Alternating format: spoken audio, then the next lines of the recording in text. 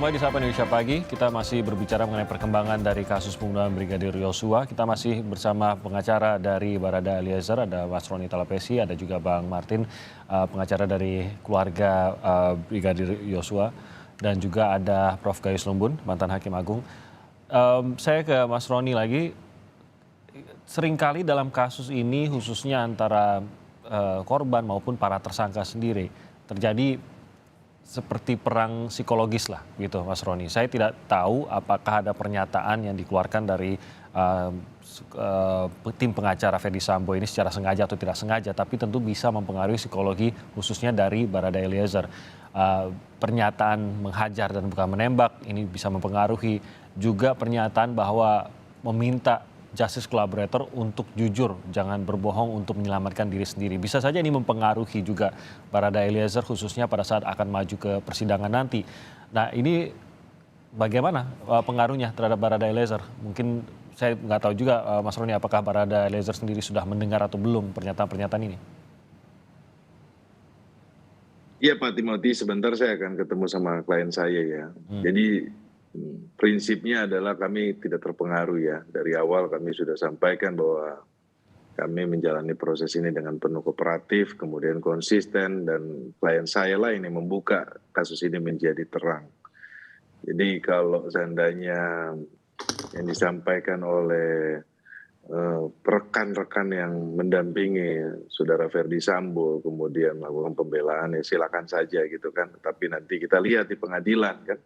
Nah, ya, maksudnya sebelum pembacaan dakwaan mungkin mereka coba untuk melakukan pembelaan sebelum pengadilan malah menciptakan ini. Nah, tapi nanti kita akan lihat di pengadilan bahwa kami yakin bahwa keterangan klien kami ini konsisten dan juga mengenai alat bukti yang lainnya nanti kita sampaikan di pengadilan. Karena jalan seorang justice collaborator ini cukup sepi gitu, Mas Roni. Harus menghadapi keterangan dari pihak-pihak lain yang dia tidak tahu keterangannya sudah berubah ataupun ada keterangan seperti apa yang sudah disiapkan gitu. Sehingga saya yakin butuh mental yang kuat juga tuh pada saat menghadapi persidangan, Mas Roni. Persiapannya seperti apa?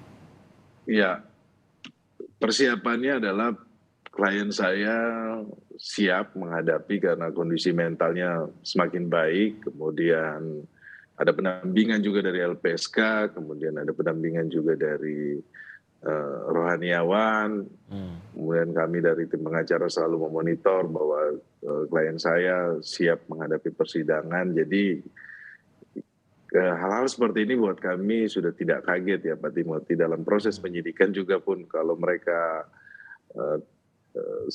dari pihak dari saudara dari tersangka yang lainnya menyatakan keterangannya berubah-berubah. Tapi begini, bahwa proses nanti di persidangan pastinya hakim kan mempunyai keyakinan ya terhadap keterangan mana yang konsisten atau keterangan mana yang tidak konsisten.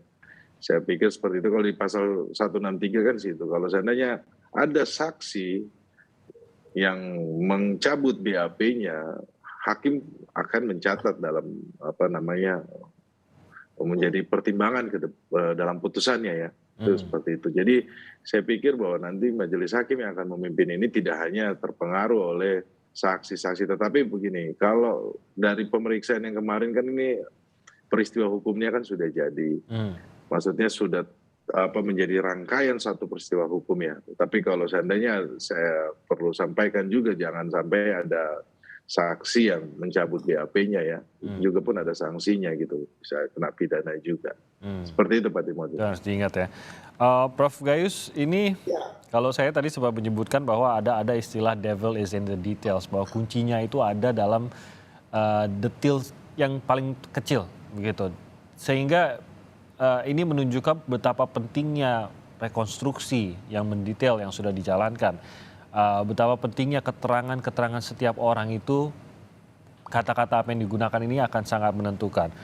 Salah satunya mungkin seperti yang tadi diungkap oleh Bang Martin, saya lupa Bang Martin apa Mas Roni tadi mengungkap bahwa keterangan Bang Martin tadi, keterangan Ricky Rizal saja ini bisa mengubah balik apakah ada niatan membunuh atau tidak. Kalau perintah itu pernah diberikan kepada Ricky, bahkan tidak kepada Eliezer secara langsung, ini pun sudah bisa menunjukkan niatan. Nah ini menjadi sangat-sangat penting, Prof, detail-detail tersebut. Tapi benarkah keterangan Ricky Rizal tersebut saja sudah bisa menggambarkan adanya niatan membunuh tanpa menggunakan kata khusus menembak, tapi menghajar kepada Eliezer? Ya begini, jadi rekonstruksi, interogasi, konfrontasi, dan yang lain itu memang merupakan bagian saja dari wilayah penyidik yang akan diserahkan kepada penuntut umum. Dan itu berbagian tadi disampaikan oleh JPU. Saya ingin mengkoreksi apa yang saya sampaikan, bukan merubah tapi memperluas ya, dari pasal 183 sampai dengan pasal terkaitan dengan pasal 189 ayat 4 khususnya ya. Di 189 ayat 4 itu memang dijelaskan di sini keterangan terdakwa saja tidak cukup untuk membuktikan bahwa ia bersalah melakukan perbuatan yang dilakukan kepada yang didakwakan kepadanya, melainkan harus disertai dengan alat bukti yang lain. Artinya apa? Menyalahkan atau membenarkan, di sini keseimbangan yang logis seperti itu. Artinya berkaitan dengan keterangan lain. Saya sangat tertarik tadi ketika Pak Martin mengaitkan itu dengan orang lain diminta tetapi tidak bersedia. Nah, itu seperti mudah-mudahan dia tidak berubah, ataupun dia berubah, hakim tentu punya logika yang dikaitkan dengan tadi, bisa kepada rekonstruksi, bisa kepada yang lain, bahkan keterangan saksi yang lain. Karena semua saksi ini disumpah. Apa risiko sumpah secara pidana? Dihukum 9 tahun kalau merugikan pihak lainnya. Ini jelas diatur seperti itu. Jadi berat sekali, walaupun bukan orang melihat sendiri, perluasan dari MK tadi mengalami sendiri, tapi dia berisiko kalau dia menyaksikan yang relevan tetapi bohong. Nah ini akan ada ancaman hukuman sampai dengan 9 tahun. Tidak mudah orang mau menjadi saksi kalau dia memang ingin memberikan keadilan kepada fair trial yang sesungguhnya. Akan muncul, saya yakin akan muncul di masyarakat itu dengan semua risikonya. Kalau dia relevan, tahu masalah ini, atau dia yakin akan perkara ini, dan itu menjadikan hakim salah satu juga saksi atau keterangan saksi itu. Saya ingin membayangkan bahwa memang hakim-hakim sudah punya caranya begitu ya, Prof, sudah tahulah caranya membedakan keterangan bohong, keterangan yang benar, terutama juga mencocokkan dengan barang bukti yang ada. Bukan sesuatu yang baru dilakukan kemarin, tapi saya yakin hakim-hakim ini sudah seringlah menghadapi hal tersebut, sehingga saya kaitkan dengan logika. Silogisme itu juga memiliki teori yang khusus bahwa hakim itu harus logik untuk menentukan, merangkum dari semua keterangan yang bohong maupun yang tidak bohong yang nanti akan dirumuskan oleh hakim berkaitan dengan pihak yang lain. Kalau posisi LPSK sendiri bagaimana dalam hal ini, Prof? Kita tahu bahwa saat ini kan Barada Eliezer di bawah naungan LPSK, dan LPSK juga menilai keterangan-keterangan Barada Eliezer apakah benar atau tidak. Setidaknya bahwa LPSK menerima Barada Eliezer menjadi justice collaborator, tidakkah ini juga menggambarkan bahwa keterangannya sudah dipercaya adalah benar dan jujur? Iya, LPSK itu bukan pihak yang bisa menentukan benar salahnya sesuatu keterangan. Tapi LPSK juga melalui keyakinannya, melalui logikanya membuat satu rekomendasi saja bagi saya. Karena kenapa? Karena pemilik hak GC itu bukan LPSK maupun JPU, itu hak hakim. Dengan pengertian kalau GC itu banyak sekali ditolak oleh hakim, walaupun telah direkomendasikan. Saya punya 2-3 catatan itu. Sehingga bagi saya GC harus benar-benar mempunyai fasilitas, mempunyai kemudahan, mempunyai berbagai penghargaan dari peradilan kalau GC itu memenuhi semua syarat GC, terutama mau berkata secara jujur. Itu GC, dan itu dinilai hakim, bukan oleh yang lain atau oleh pihak lain. Yang lain itu hanya rekomendasi atau membuat catatan disampaikan pada persidangan. Oke, jadi kalau sampai Barada Eliezer, ya ini saya mengandaikan saja, kalau sampai berbohong di dalam persidangan nanti GC-nya pun bisa dicabut begitu ya, Prof? Hak GC-nya akan hilang. Hak GC-nya akan hilang apabila hakim memandang GC ini tidak memiliki kualitas GC yang sebagaimana ketentuan perma maupun undang-undang yang ada di LPSK sekalipun. Jadi penentu GC adalah majelis hakim. Oke, ini pasti menjadi catatan dan sebuah alasan lagi ya Mas Roni, kenapa memang Barada Eliezer akan jujur dalam persidangan nanti. Saya ke Bang Martin. Ya, mau menanggapi Mas Roni, silakan singkat. Ya, Pak Timothy, Undang-Undang Pelindungan Saksi dan Korban, filosofinya adalah melindungi saksi yang mengungkap kebenaran. Dalam kasus ini adalah klien saya merupakan saksi pelaku yang bukan menjadi pelaku utama. Dialah yang membongkar kasus ini menjadi terang. Nah, terkait dengan rekomendasi yang akan diberikan kepada JPU maupun Majelis Hakim sudah diatur dalam Undang-Undang Pelindungan Saksi dan Korban, itu diatur dalam pasal 10 ayat 4 bahwa dalam hal saksi yang menjadi saksi mahkota yang mengungkap kebenaran akan diberikan keringanan hukuman itu. Jadi itu undang-undang yang mengatur, bukan karena dari ini yang mengatur, tetapi undang-undang mengatur, negara memberikan reward. Nah, ada beberapa catatan kami juga bahwa saksi kunci atau saksi yang mengungkap kebenaran mendapatkan keringanan hukuman. Ada beberapa juga kami sudah kumpulkan jurisprudensi juga ya, karena mengingat kasus ini adalah kasus yang awalnya ditutupi, tapi karena keterangan dari saudara Baradae, Richard Eliezer, maka kasus ini terbuka. Seperti itu Pak Timothy. Oke, baik, terima kasih Mas Roni. Bang Martin, Anda juga mungkin boleh menanggapi proses yang berjalan sejauh ini dan bagaimana yang Anda ingin lihat. Kalau tadi Anda sempat menggambarkan beberapa hal yang membuat Anda entah risih, entah apa, tapi ada beberapa hal yang tidak memuaskan dan tampaknya masih mengaburkan dari kasus yang sebenarnya.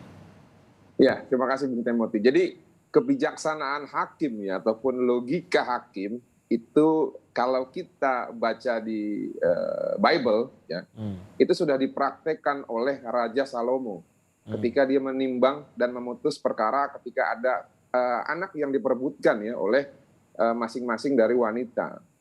Nah itu akhirnya raja ini memerintahkan untuk memenggal saja dibagi dua. Salah satu pihak dari perempuan itu mengatakan ya sudah biar adil dan tidak dapat ya, masing-masing tidak dapat. Akhirnya diputuslah salah satu wanita yang keberatan anaknya dipenggal itulah yang sebagai ibu aslinya gitu ya. Nah, hal yang sama saya pikir nanti bisa dipraktekkan juga ya di persidangan, tapi bukan dipenggal ya, enggak ya. Ya. Nanti hakim, majelis hakim bisa melihat, menimbang sesuai dengan persesuaian alat bukti.